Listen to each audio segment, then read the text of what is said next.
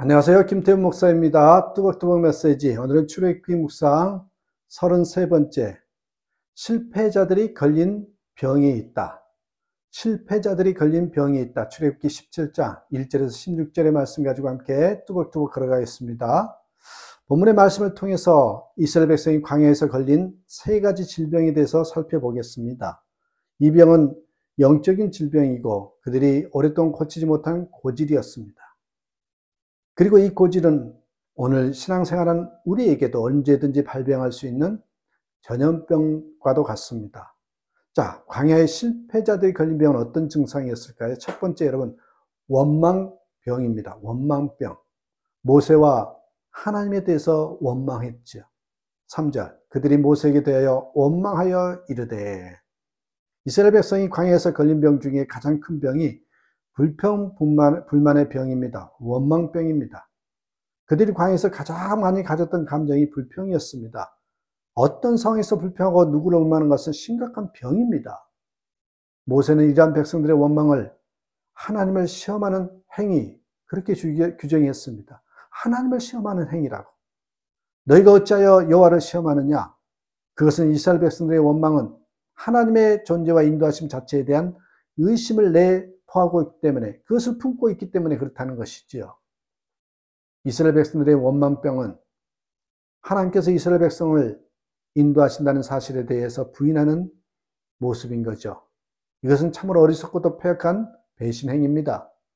이스라엘의 원망병은 한두 번으로 그친 것이 아니었죠.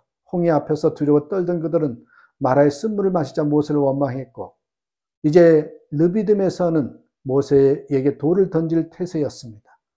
그들의 원망병은 갈수록 깊어졌습니다. 이것은 오늘날에도 마찬가지입니다. 문제 앞에서 전능하신 하나님을 보지 못하고 오직 그 문제에만 매달리는 사람은 원망과 불평을 일삼을 수밖에 없습니다.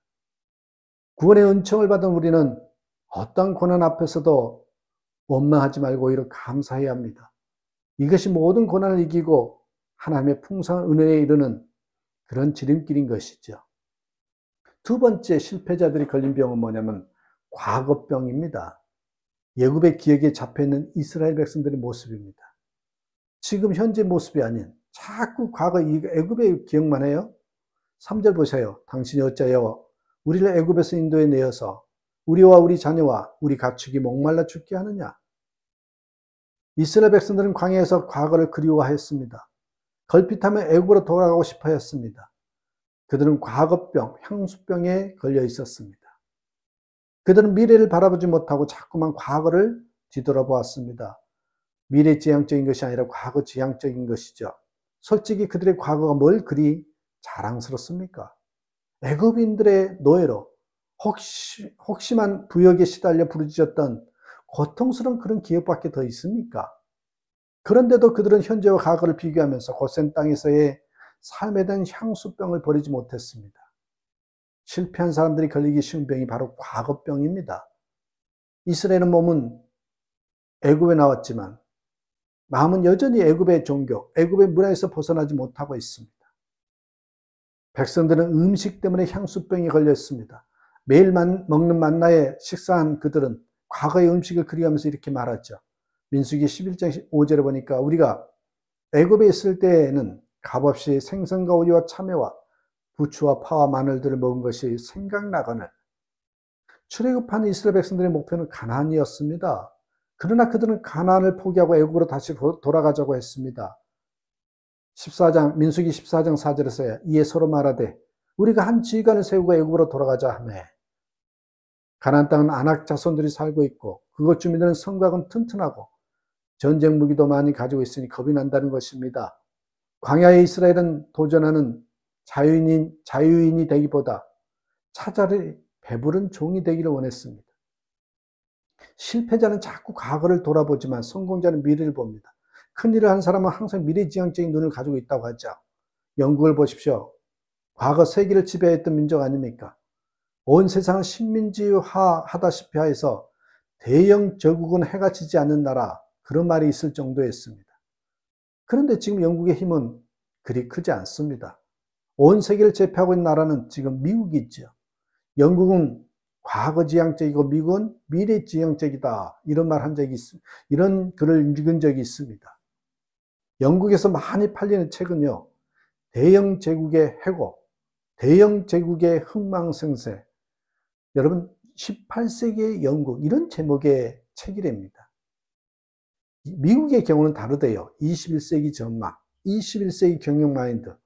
여러분, 이렇게 미래지향적인 책들이 유행하다는 거죠. 광야의 200만 이스라엘 백성들은요, 과거병에 걸려 있었습니다. 그들은 조금만 어려운 문제를 만나도 금방 애굽에서의 기억을 되살려내곤 하였습니다. 그러나 모세와 여호수아와 갈렙은 미래지향적이었습니다. 그들은 온 백성이 애굽으로 돌아가자고 아우성치는데도 가나안을 향해서 전진하는 믿음을 잃지 않았죠. 여러분, 우리는 과거병에서 자유해야 합니다. 벗어나야 합니다. 능력 있는 삶을 살 수 있는 비결은 바로 여기에 있습니다. 세 번째로 이스라엘 백성들, 또 특별히 실패자들이 갖는 병 중에 하나가요, 은혜 망각병입니다. 하나님의 은혜를 쉽게 잊어버린 이스라엘 백성들의 모습이죠. 7절, 그들이 여호와를 시험하여 이르기를 여호와께서 우리 중에 계신가 안 계신가 하였음이더라. 이스라엘 백성이 광야에서 걸린 또 하나의 병이 바로 이 은혜 망각병이라는 거죠. 느비딤까지 험난한 여정을 인도해 오신 하나님께 감사하기는커녕 마실 물이 없다 하여 그동안 베풀어 주신 은혜를 모두 잊어버리고 오히려 하나님의 존재를 의심하기까지 했습니다. 놀랍고 무서운 일입니다. 자기 백성에게 베풀어 주신 하나님의 은혜가 얼마나 위대합니까? 주님의 은혜가 아니면 그들이 어떻게 애굽의 새 풀무에서 빠져나올 수 있었겠습니까? 애굽 전역에 무서운 재앙이 내릴 때 이스라엘이 사는 고센 땅에는 아무런 해가 없었습니다. 실로 놀라운 은혜입니다. 그런데도 그들은 이 은혜를 쉽게 잊어버렸습니다.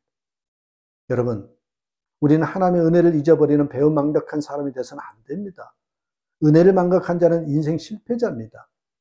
승리한 사람들은 은혜를 잊어버리지 않습니다. 결국 과거에 주셨던 하나님의 기적을 망각하지 않습니다. 그리고 그 기적을 내일로 연결시켜 가지요. 한 불우한 소녀가 있었습니다. 그는 가나안 가정에서 태어나 홀어머니와 함께 살았죠. 두 사람은 먹을 것이 없어 물로 배를 채운 적이 많았습니다.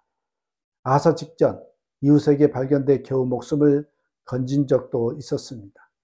설사가상으로 제2차 세계대전이 발발하고 소녀는 어머니와 굶주림에 허덕였습니다. 그때 한 구호단체가 그들에게 구호품을 전달했습니다. 그 단체는 유엔 아동구호기금으로서 지구촌의 굶주린 어린이들에게 빵을 나눠주고 있었습니다. 소녀는 구호빵을 먹으며 이 길을 극복했지요.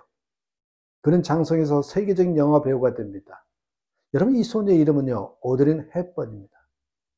그녀는 이 단체의 홍보대사가 돼서 전 세계를 다니며 굶주린 어린이들을 도왔습니다.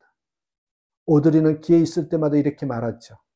절망의 늪에서 나를 구해준 분들을 위해 이제는 내가 봉사할 차례입니다. 은혜를 망각하면요, 행복과 기쁨도 함께 묻혀버립니다. 은혜를 망각하면 금수와도 같습니다. 혹시 여러분은 은혜 망각병에 걸리진 않았습니까? 어제 하나님 앞에 결심하였던 것을 잊어버리진 않으셨는지요? 어제 서운한 것을 망각하진 않았습니까? 우리 하나님은 참으로 좋으신 분입니다.